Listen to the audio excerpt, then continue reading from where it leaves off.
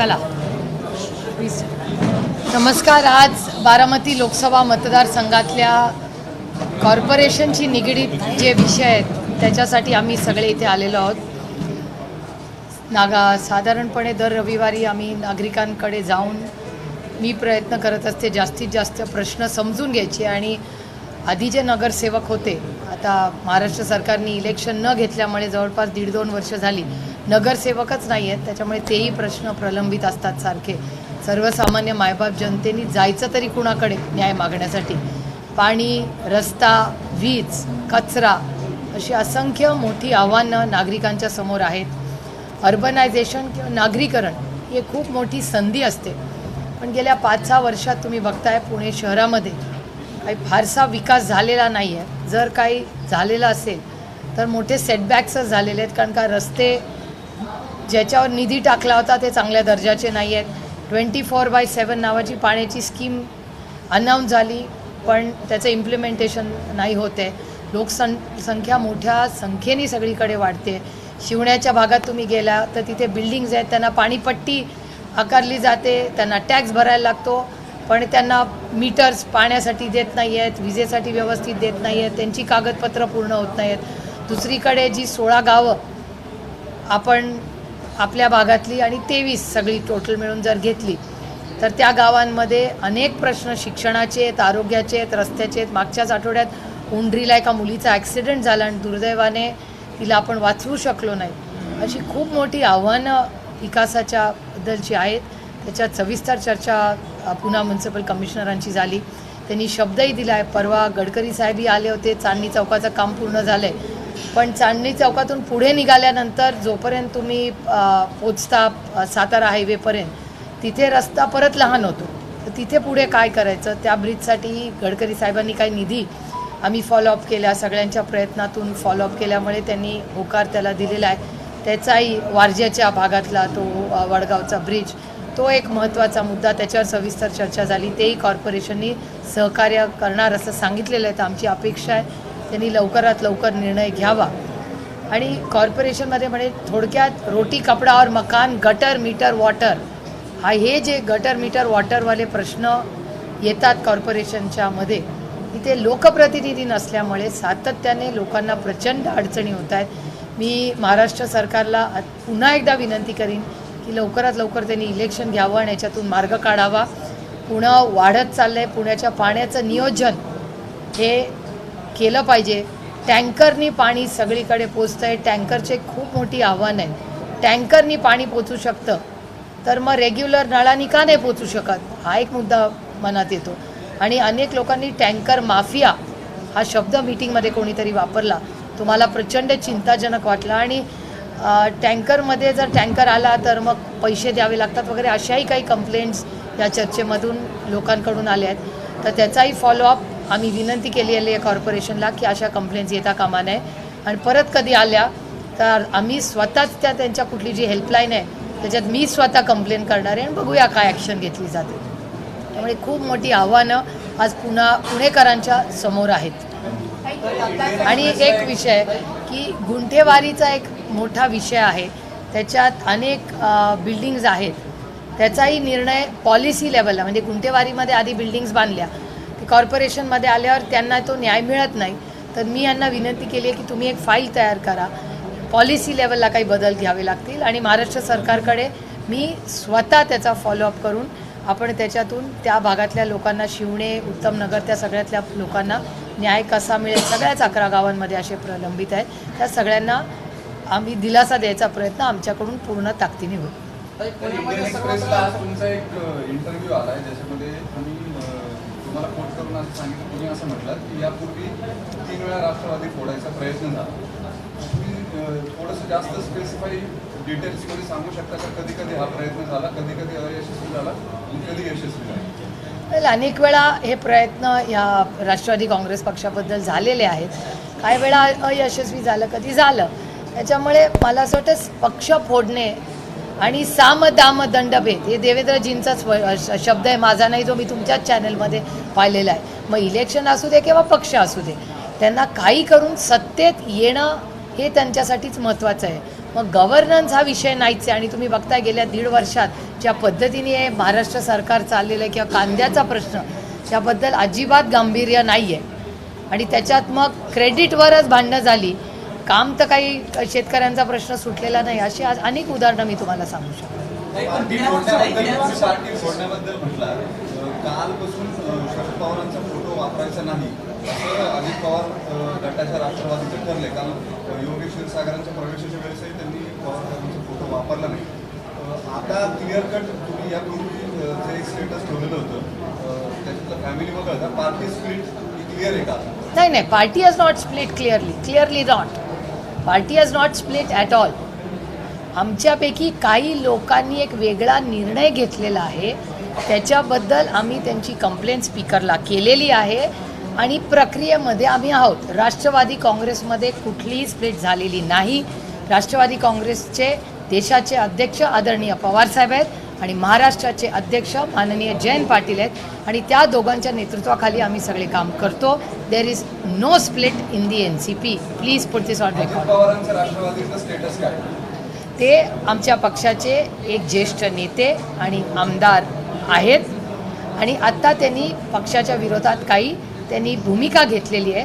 त्याची कंप्लेंट आम्ही स्पीकर साहेबांकडे महाराष्ट्राच्या असेंब्लीमध्ये दिलेली आहे. त्यांच्या उत्तराची आम्ही वाट बघतोय. दुसरीकडे अजित पवारांच्या गटामधनं मात्र सातत्याने वेगवेगळ्या मार्गाने शक्ती प्रदर्शन करण्याचा प्रयत्न होतो. आता बारामतीमध्ये जात त्यांच्याकडनं स्वागताची मोठी रॅली काढली जाणार आहे, सभा घेतली जाणार आहे. स्प्लिट नाही असं एकीकडे तुम्ही म्हणता आणि दुसरीकडे त्यांच्याकडनं ही पावलं उचलली जात आहेत. त्याच्यात गैर काय? It's a democracy. अजून तरी आमच्या मनात तरी या देशामध्ये डेमोक्रेसी आहे. आम्ही दडपशाहीच्या बाजूनी नाही आहोत. आम्ही अजून लोकशाहीच्या बाजूनी आहोत आणि कायम राहू. त्यामुळे कोणीतरी एखादी रॅली केली तर त्याच्यात गैर काय? पण तुम्ही तुमच्या या तुमच्यासोबत आले आणि पुन्हा पहिल्यासारखी जर राष्ट्रवादी झाली तर ते स्वीकाराल का? अजूनही कारवाई करणार? राष्ट्रवादी काँग्रेस पक्ष ह्याच्यात स्प्लिट नाही.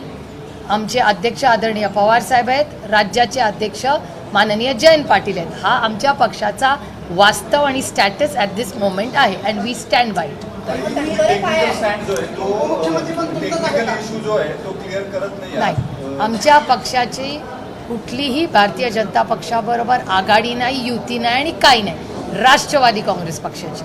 त्याच्यामुळे मगाशी मी म्हणले तसं आमच्यापैकी काही लोकांनी एक वेगळा निर्णय घेतलेला आहे. ते आमच्या जेव्हा लक्षात आलं तेव्हा प्रोसेसप्रमाणे आम्ही स्पीकर साहेबांकडे त्याच्या विरोधात आम्हाला जे काय म्हणणं मांडायचं होतं ते आम्ही मांडलेलं आहे. जयंत पाटील कारवाई जी आहे ती या लोकांवरती होणार का? जसं तुम्ही म्हणताय जयंत पाटील हे राष्ट्रवादीचे प्रदेशाध्यक्ष आहेत, तसंच अजित पवारांसोबत गेलेले म्हणतात की सुनील तटकरे हे प्रदेशाध्यक्ष आहेत. शहरामध्ये त्यांच्या कार्यकारिणी ज्या आहेत त्या सुद्धा जाहीर होत आहेत. मग असं असेल तरी सुद्धा तुम्ही म्हणताय की स्प्लिट नाही. त्या कुणाच्या त्याचं माहिती मला खरंच नाही. मला राष्ट्रवादी काँग्रेस पक्षाचा स्टॅटस माहिती आहे, बाकीच्यांचा मला खरंच माहिती आहे. टेक्निकल पॉईंटचा ॲडव्हान्टेज घेत आहे का? कारण कार्यकर्ते डायलेमामध्ये तुम्ही एकीकडे म्हणता की पार्टीमध्ये स्प्लिट नाही आहे. अजित पवार हे भाजपबरोबर जाऊन उपमुख्यमंत्री झाले. तुमच्याकडचे निम्मे कार्यकर्ते, तुमच्या मागे असलेले अनेक नगरसेवक जे ते अजित पवारांच्या गटातल्या मिटिंगला जाऊन येतात, आज इथेही हजर राहतात. ते कारण वरती कधी एकत्र येतील आणि आमचा बळी जाईल अशा भावनेमध्ये कार्यकर्ते पुन्हा अचानक गुप्त मीटिंग होतात चोरडी यांच्या घरी. कार्यकर्त्यांना काय क्लिअर कट मेसेज द्याल तुम्ही? कारण ते कायम डायलेमामध्ये नाही. बरेच मला वाटत नाही कोणीच राष्ट्रवादी काँग्रेस पक्षामध्ये डायलेमामध्ये. Point number 1. आणि गुप्त मीटिंग आम्ही कधीच करत नाही. आणि एक तर चोरडियांच्या घरी जायला काय गुप्तपणा? चोरडियांना माझ्या पवारांची आणि चोरडिया कुटुंबाची माझ्या आणि दादाच्या जन्मापासून आधीपासून मैत्री आहे. त्याच्यामुळे चोरडियांच्या घरी आम्हाला जायला कसली भीती किंवा चोरी? That's not a non starter issue. आणि त्यांच्या घरी आम्हाला जर बोलवलं असेल तर आम्ही आजही जाऊ. व्हॉट्स द बिग डील? इंडियन एक्सप्रेसच्या मुलाखतीनंतर भाजपकडून जे स्टेटमेंट आले ते विचारात घेण्यासारखं आहे. आम्ही पक्ष फोडत नाही, आमचे ते संस्कार नाहीयेत. उभ्या आयुष्यात ज्यांनी पक्ष फोडून राजकारण केलं, घरं फोडली, त्यांनी हे विधान करणं चुकीचं. ठीक आहे, त्यांचं मत आहे ते. मी माझ्या मतावर ठाम आहे. जयंत पाटील आमच्या पक्षात येणार असं संजय पाटलांकडनं वक्तव्य केलं जातं आणि हा येणार तो येणार या सगळ्या गोष्टी अजून चालूच आहेत. मग हे दोन गट पडलेले आहेत. कुठले संजय पाटील? मुंबईचे? सांगली ओ खासदार संजय काका. Okay okay. मी नाही विधान पाहिलेलं, त्याच्यामुळे संजय काका काय बोलले मला माहिती नाही, मी ऐकलेलं नाही. येण्याबाबतचं जे कन्फ्युजन आहे की आणखीनही काही लोक राष्ट्रवादीतल्या आणि कुठले जयंत पाटील, शेकापचे का राष्ट्रवादीचे? जयंत पाटील प्रदेशाध्यक्ष हे भाजपमध्ये जातील अशा पद्धतीचं वक्तव्य भारतीय जनता पक्षात चाललेत म्हणून. किंवा राष्ट्रवादीच्या या गटात येतील. मग मी काय ऐकलेलं नाही संजय काकांची बाजी भेट पार्लमेंटमध्येच झाली होती. आता 15 खूप गप्पा मारल्या मी आणि संजय काकांनी, तेव्हा काय मला संजय काका असं काही बोलले नाहीत. परत भेटील तेव्हा नक्की विचार. राष्ट्रवादीमध्ये स्ट्रीट नाहीये. अजित पवारांचं बारामतीमध्ये शक्ती प्रदर्शन आहे, तुम्ही जाणार आहात? नाही, मी उद्या बारामतीला नाही आहे. कोण ठेवलं असेल ते मला माहिती नाही, कोणी नियोजन केलं राष्ट्रवादीच्या शहरात आपण शपथपत्र का भरून घेतोय कार्यकर्त्यांकडनं? काय. शपथपत्र का भरून घेतो आपण कार्यकर्त्यांकडनं? कोण? राष्ट्रवादी काँग्रेसकडनं. नाही, राष्ट्रवादी काँग्रेस प्रोसेस आहे. आम्ही कंटिन्युअस प्रोसेसमध्ये असतो आमचा पक्ष. शपथपत्र भरून घ्यायचे सदस्य झाल्यानंतर परत शपथपत्र भरून घ्यायची काय गरज आहे? It's democracy. आम्ही आमच्या पक्षात काय करू, तुम्ही तुमच्या पेपरमध्ये काय करता हे आम्ही थोडी सांगणार. आमच्या पक्षामध्ये आम्ही काय करणार पवारांचे कार्यकर्ते तुम्ही घेत नाहीयेत त्याच्यामध्ये. असं कोण म्हणलं? आणि असे कोणी वेगळे कार्यकर्ते नाहीत. कार्यकर्ते पक्षाचे असतात, व्यक्तीचे नसतात आमच्याकडे तरी. 3 वेळा कधी प्रयत्न झाले राष्ट्रवादी फोडण्याचा आणि कसे प्रयत्न? अनेक वेळा झालेत खरं तर. त्याला खूप म्हणजे कधी भेटला तर आरामात सांगेन तुम्हाला. आता मला जायचं आहे, मला पुढे वीरला कार्यक्रम आहे आदरणीय पवारसाहेबांबरोबर, पण नक्की सांगेन तुम्हाला सगळे डिटेल्स तारखावर. यश आलंय का? नाही, असं काही लोक फोडण्यात यश नक्कीच आलेलं आहे. काही लोकांना यश, आता they are in the part of the government. अर्थातच काही इन अ स्मॉल वे का होईना यश आलेलंच आहे त्यांना. राज्यातले 22 ते 23 आमदार परदेश दौऱ्यावर सर्वपक्षीय असणार हे अभ्यासासाठी तो दौरा आहे. I have no knowledge of that. काही कांदा लिलाव आय हॅव नो नॉलेज कुठले आमदार चाललेत, कशासाठी चालले. काही कांदा लिलाव पुन्हा बंद करतायत सरकार. मला काय आश्चर्य वाटत नाही आहे. मी गेले 4 महिने तुम्ही ट्विटर डेट वाईज काढून बघू शकता की 2 वर्तमानपत्र आहेत, लोकसत्ता, हिंदू आणि मी स्वतः. या 2 वर्तमानपत्रात आणि माझ्या ट्विटर अकाउंटमधून आम्ही सातत्याने पियुष गोयलजींना ट्विट करून पॉलिसी लेवलवर आम्ही ह्याची चर्चा केलेली आहे त्यांच्याबरोबर. मी 4 महिन्यापूर्वी सांगितलं होतं माननीय पियुष गोयलांना की भारतात कांदा प्रचंड झालेला आहे आणि जगामध्ये हे कांद्याची कमतरता आहे. त्याच्यामुळे दिस इज अ ग्रेट ऑपॉर्च्युनिटी. तुम्ही परदेशात कांदा पाठवा ॲट अ पॉलिसी लेवल. म्हणून मी कॉमर्स मिनिस्ट्रीला 4 महिन्यापूर्वी सांगितलं होतं की क्लिअर पॉलिसी करा.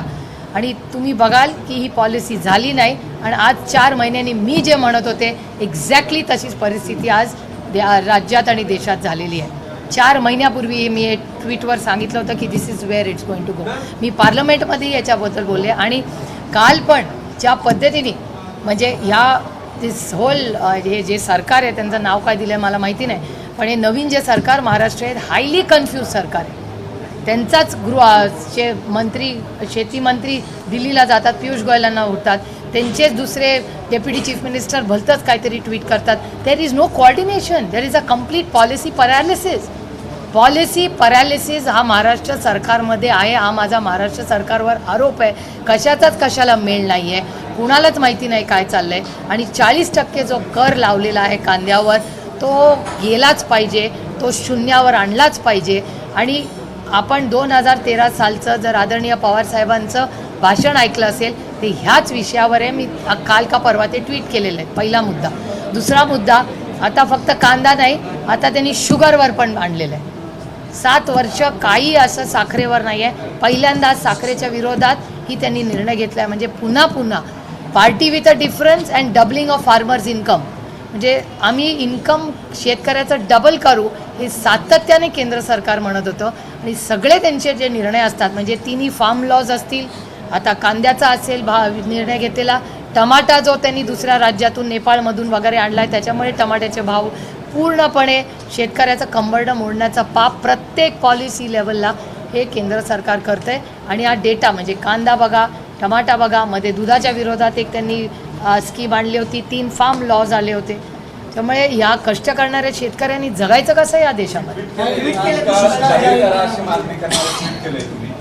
तुमची सरकारकडे काय मागणी असेल किंवा त्या संदर्भात तुम्ही काही निवेदन मुख्यमंत्र्यांना इतर कोणाला मी देणार आहात? माननीय मुख्यमंत्री आणि माननीय दोन्ही उपमुख्यमंत्र्यांना पत्रही पाठवून 4-5 दिवस झाले असतील. संपूर्ण बारामती लोकसभा मतदारसंघ असेल किंवा बराचसा महाराष्ट्राचा भाग असेल जिथे पाणी नाही आहे. कदाचित आपल्याला तातडीने छावण्याही तिथे काही ठिकाणी कराव्या लागतील. पिण्याच्या पाण्याचा प्रश्न अनेक गावांमध्ये झालेला आहे. त्याच्यामुळे माझी महाराष्ट्र सरकारला जिथे पॉलिसी पॅरालिसिस झालेलं असं हे सरकार आहे त्याला विनम्र पुन्हा विनंती आहे की तुम्ही प्लीज ह्याचा आढावा घ्या. श्रेयवादापासून थोडा वेळ दूर राहा आणि ज्यासाठी तुम्ही क्लेम करताय सरकार झालेलं आहे त्या मायबाप जनतेसाठी आता या सरकारने काहीतरी केलं पाहिजे. पिण्याचे पाणी, शेतीचं पाणी, गुरांचं पाणी याच्यासाठी काहीतरी निर्णय घेतला पाहिजे. Ma'am, will there be any effort to bring Mayawati on board, in India Alliance, because she has already announced that she is going solo in parliamentary elections? Well, everybody is welcome who is willing to speak against this government, which is the present government of India. Anybody who does not believe in these policies is most welcome to join the India group. Everybody is welcome. काही मुंबईची इंडियाची बैठक होणार आहे त्यात नवीन लोक येणार आहे असं कळलं जाते इंडिया आघाडीचा. याबाबत काही चर्चा झाली का? तिरंग्याच्या कलरमध्ये तो लोक येणार आहे आणि तशी रचना पण या बैठकीची असणार आहे. मला याच्याबद्दल काही माहिती नाही. 31 आणि 1 तारखेला सगळं कळेल. अजितदादा सरकारमध्ये There is- सगळ्यात जास्त वर्कहॉलिक म्हणून प्रोजेक्ट केलं इतके वर्ष त्यांचं सरकार पॉलिसी पॅरालिसिस मध्ये आहे असं मी म्हणतो. इट्स ऑब्वियस ना. Data speaks for it self. गेले 1.5 वर्ष हे सरकार आहे. It's obvious there is a policy paralysis. तुमच्या सगळ्यांच्या चॅनलवरच ते पॉलिसी पॅरालिसिस दिसतंय. मी आणखून काही वेगळं सांगत नाहीये. Data speaks for it self. दादा उपमुख्यमंत्री राहतात पॉलिसी पॅरालिसिस आणि एक व्यक्ती काम करण्यामध्ये अंतर आहे. पॉलिसी पॅरालिसिसचा अर्थ काय होतं? एक सरकार असतं त्याच्या पॉलिसीज असतात. नाही, चीफ मिनिस्टर ना. The buck stops at the CM. असं कसं? मुख्यमंत्री राहिल्यानंतर काही धोरणात्मक फरक पडू शकला असं वाटतं? आता झाल्यावर आपण बघू काय काय बदल होतात. कुठल्या पक्षाचे? आता त्याची नाही मला माहिती. एक देवेंद्र फडणवीस BJPचे आहेत असं मला वाटतं. अजून दुसऱ्यांचं मला माहिती नाही. त्याचा प्रश्न तुम्हाला त्यांना विचारायला लागेल. मी कसं सांगू? पक्षात तर दादा 16 आमदारांवरती कारवाई केली जाणार आहे असं विधान परिषदेचे अध्यक्ष नार्वेकर पण म्हटले. त्यामुळं शिवसेना गटामध्ये संभ्रमाचं वातावरण निर्माण झालंय. असं होईल वाटतं का? खरंच ते कारवाई करतील का 16 आमदार? पॉलिसी पॅरालिसिसवाला गव्हर्नमेंट कुठलाच निर्णय घेत नाही. त्याच्यामुळे हाही निर्णय कधी घेतील गॉड अलोन नोज. सुप्रीम कोर्टची केस आहे ॲक्च्युली. त्यांनी आतापर्यंत निर्णय घेऊन टाकायला पाहिजे होता पण तो घेताना दिसत नाही कुठे. गेलेल्या आमदारांवर कारवाई का होत नाही? म्हणजे संभ्रमचा जो पक्षांतर्गत कारवाई का नाही करत आपण? कारण का आम्ही पहिल्यांदा जे एकतर कोण नक्की गेले ह्याच्यात आमच्याकडे तरी क्लॅरिटी नाही. आमच्याकडे अजूनही सगळेच आमदार येतात, सगळे साहेबांना भेटतात, आम्ही सगळे भेटतो. केंद्रात काम आहे. म्हणजे आता कांद्याचं झाल्यावर नाशिकमधल्या अनेक आमदारांनी मलाही पत्र लिहिलं की ताई काहीतरी मार्ग काढा, पियुष गोयलांशी बोला. सगळी ऑन रेकॉर्ड माझ्याकडे पत्र आहेत. त्याच्यामुळे कोण नक्की कुठल्या बाजूला आहे आणि कुठल्या बाजूचा विषयच येत नाही. जे पहिले 9 लोकांनी शपथ घेतली ते clearly are part of a government. बाकीच्या त्यांच्यावरती झाली ना ऑलरेडी. नाही पक्षात आम्ही आधी जो प्रोसेस फॉलो करायचा असतो स्पीकरकडे ते ऑलरेडी प्रोसेस आम्ही केलेला आहे. आणि इलेक्शन कमिशनने आम्हाला जे प्रश्न विचारलेत त्याची आम्ही उत्तरं दिलेली आहेत. जसं काँग्रेसने आशिष देशमुखांनी नाना पटोले, राहुल गांधी यांच्यावर टीका केल्यानंतर त्यांना पक्षातून काढून टाकलं, तसं पवार साहेबांवर टीका होऊन सुद्धा तुम्ही कोणालाच काढत नाही पक्षात. पवार साहेबांवर कुठली टीका केली? पवार साहेबांनी मुख्यमंत्री होऊ दिले तर राष्ट्रवादीचं असं भाषण स्टेजवरून वक्तव्य करण्यात नाही ते पक्षात असताना पण बोलले होते. पण तरी पण कारवाई नाही झाली. नाही पक्षात असताना पण तेच बोलले. काही वेगळं बोलले नाही नंतर. ते वळसे पाटलांचं दादांनी ज्ञान दादांनी थोडी आहे. टीका केली होती. दादा सुद्धा स्टेजवरती असं म्हटले होते पहिल्याच पब्लिक मिटिंगमध्ये की पवार साहेबांनी आता थांबलं पाहिजे. किती दिवस ते आमच्यावरती प्रेशर ठेवणार? असं नाही म्हणलेले ते असं नाही म्हणले. सेकंड हाफ तुमचा ॲडिशन आहे. पहिलंच बोलले ते तुम्ही बोलला. त्यांचं वैयक्तिक मत होतं त्यांनी मांडलं मन मोकळेपणे. ती काही टीका नाही. काही वळसे पाटलांचं विधान जर बघितलं ना ते असं म्हणाले की पवार साहेब देशात नेतृत्व आहे त्यांचं आम्हाला मान्य, पण त्यांच्या नेतृत्वात एक हाती सत्ता येऊ शकत नाही कधी आली त्यांची. मला असं वाटतं एकतर त्याच्यानंतर दिलीप वळसे पाटलांनी त्याचं क्लॅरिफिकेशन दिलं. त्याच्यामुळे त्याचं बोलणं पण आता तुम्ही परत प्रश्न विचारलाय त्याच्यामुळे let's put somethings in facts. म्हणजे डेटा वाईज आपण चर्चा करूया. आदरणीय पवारसाहेब महाराष्ट्राचे 1 नाही 4 वेळा मुख्यमंत्री झालेले, नॉट वन्स 4 टाइम्स. त्याच्यानंतर 2090 साली क्लिअर मेजॉरिटी काँग्रेसची आली होती आणि तेव्हा ते महाराष्ट्राचे मुख्यमंत्री झाले. आणि राष्ट्रवादी काँग्रेस पक्षाची स्थापना झाल्यापासून ते एकदाही विधानसभा लढलेले नाहीत. आणि ज्याची उदाहरणं हे सातत्याने देतात ते सगळे इंडियामध्ये आहेत आणि ते आदरणीय पवारसाहेबांना नेता मानतात. म्हणजे ममता दिदींची आणि आदरणीय पवारसाहेबांचं काय नातं आहे सगळ्यांना माहिती आहे. त्यानंतर जगनमोहन रेड्डींबद्दल तुम्ही बोलले, अजून कोणाकोणाची नावं ते घेतात. पण फॅक्च्युअल बेसिस आहेत की राष्ट्रवादी काँग्रेस पक्षाची स्थापना झाल्यापासून आदरणीय पवारसाहेब एकदाही विधानसभा लढलेले नाहीत. त्याच्यामुळे ते दिल्लीच्या राजकारणात फुल्ली ॲक्टिव्ह होते. राष्ट्रवादी काँग्रेस पक्ष म्हणून राष्ट्रवादीने मला असं वाटतं 118 सीट्स नेहमी लढलेले आहेत. Correct me if I am wrong, कदाचित माझा नंबर चुकीचाही असेल, पण मला जेवढा मोठा आठवतं आहे तेव्हा 118 सीट्सच त्या अलायन्समध्ये राष्ट्रवादी काँग्रेसला नेहमीच मिळालेले आहेत. आणि त्याच्यामुळे 150चा मॅजिक नंबर किंवा 144चा magic number on your own गाठणं इज नॉट पॉसिबल, कारण तेवढ्या सीटच त्यांनी लढलेल्या नाहीत. Point number 1. पॉईंट नंबर 2, ते स्वतः कधीच MLA म्हणून लढलेले नाहीत. पॉईंट नंबर 3, हायेस्ट नंबर्स आलेल्या होत्या तेव्हा त्यांनी एक निर्णय घेतला जो त्यांना पॉलिटिकली योग्य वाटला. जेव्हा विलासराव देशमुख जे पुन्हा मुख्यमंत्री झाले आणि राष्ट्रवादी काँग्रेस 1 नंबरला आली. That's his political decision.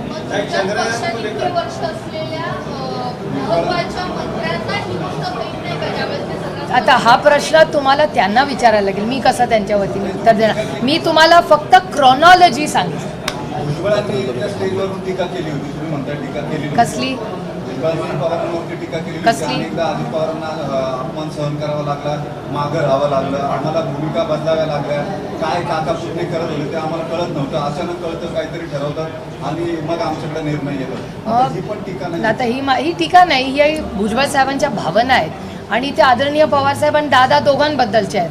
त्याच्यामुळे माझा विश्वास आहे भुजबळ साहेबांवर की माननीय आदरणीय भुजबळ साहेब त्यांच्या मनातल्या ज्या वेदना आहेत त्या नक्की दादा आणि साहेबांकडून क्लॅरिफिकेशन नक्कीच घेतील. तेवढे त्यांचे अनेक वर्षांची संमत कुणावर आता त्याच्यावर माननीय जयंतराव पाटील हे स्पीकरशी बोलून घेतले, भेटलेलेच आहेत. त्याच्यामुळे प्रोसेस हॅज बीन फॉलोड.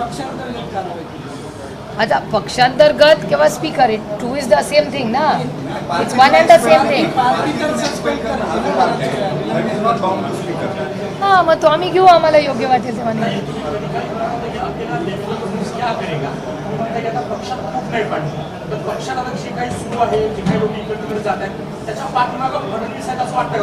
मला नाही वाटत. देवेंद्रजी बिचारे 105 MLA घेऊन एक तर त्यांचा बिचार, I mean I really feel for him. म्हणजे मी त्यांच्या जागी असते तर I would be really feeling bad.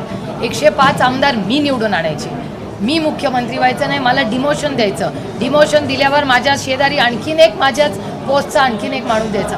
I would really be pen.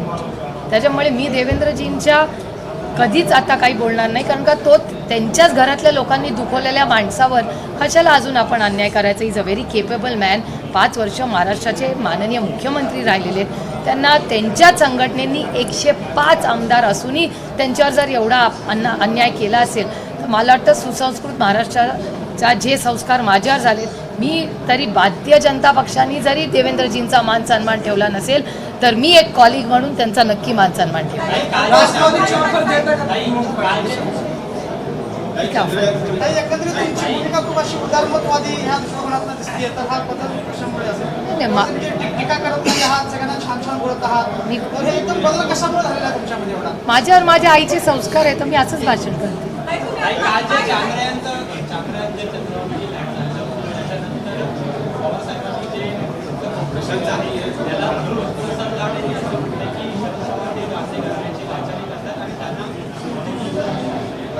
मी त्यांचं प्रसाद लाडांचं स्टेटमेंट ऐकलं नाही, त्याच्यामुळे मला तो बघितल्यावर मी कमेंट करेन.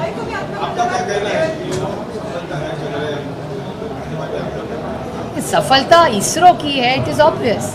और चंद्रयान ये तीसरा है बहुत सालों से. आई मीन मेरे ख्याल से Nehru ji was the first prime minister of this country और उन्होंने हमेशा कहा था कि आप जो विज्ञान है, विज्ञान का हमेशा प्रसार होना चाहिए और there has to be a scientific temper to India, और इसीलिए हम सब 60 साल से 70 साल से काम कर रहे हैं। और आज का जो सरकार है केंद्र में, वो भी विज्ञान की बात कभी कभी करती है सिलेक्टिवली, सो वी वेलकम। और ये पूरा क्रेडिट ऑब्वियसली सरकार का कम और इसरो का ज़्यादा है। अभी मेरे घर में अगर आप मुझे बोले कि सुप्रिया खाना बहुत अच्छा पकाए, जिसने पकाया उसको क्रेडिट देना है। I will only be a peacock से कि हाँ हाँ ठीक है। चलो, थँक्यू थँक्यू. अर्थातच. कशाबद्दल मला दुखवले? नाही नाही, मी पॉलिसी लेवलला टीका करते. Policy paralysis is a problem for me. आणि ज्या पद्धतीने द्वेषाचं राजकारण, कांद्याचं राजकारण हे चाललेलं आहे, त्या पॉलिसीला मला प्रॉब्लेम आहे. It's wrong. जो गलत आहे वो गलत ही आहे. कळेल ना तुम्हाला. चला, थँक्यू थँक्यू. एबीपी माझा, उघडा डोळे बघा नीट.